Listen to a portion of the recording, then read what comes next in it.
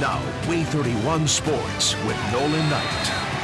Hello from Legacy Arena here in Birmingham, where day 3 of the AHSAA State Tournament is underway. 4 North Alabama schools are hoping to punch their ticket to a state championship final today. But before we talk high school hoops, let's talk a little SEC, as tonight both the Alabama Crimson Tide and the Auburn Tigers are on the road for some big-time conference showdowns.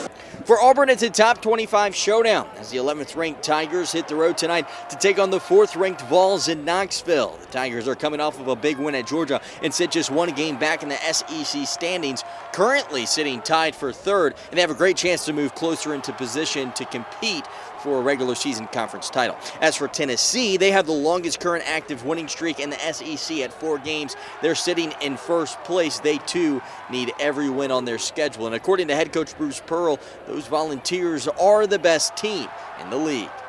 There are 6 teams right now in our league that are within a game or 2 of first place. And so every game now, home or on the road, are precious.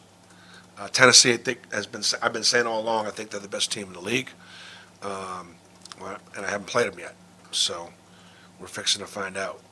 As for the Crimson Tide, they're tied with Tennessee at the top of the SEC standings and take their impressive conference record on the road tonight as well, as they head to Ole Miss tonight for a big conference matchup. Ole Miss has been great at home this year, 14-2 to be exact, but despite that fact, head coach Nate Oates thinks his team will bounce back tonight after giving up 117 points to Kentucky on Saturday. I think guys have some pride that, you know, you take a loss, like we're definitely not coming back and playing bad back-to-back. So, you know, it's going to be hard to get this win on the road, but I think our guys are going to play extremely hard trying to get the win.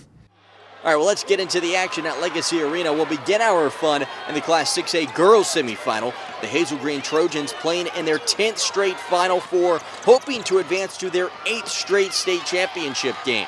It's been a decade of dominance for Tim Miller and his Trojans, but today they would be tested. Hillcrest Tuscaloosa would even lead for much of this game. Jara Branch with a bucket here, but Hazel Green is inevitable.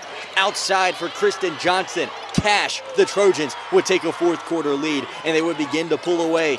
Zyara Price, bucket, and a foul. But she wouldn't stop there. She would put this one away, make it another and one. The Trojans advance to the 6A title yet again with a 52-38 win. And despite trailing late, Tim Miller's squad was never fazed.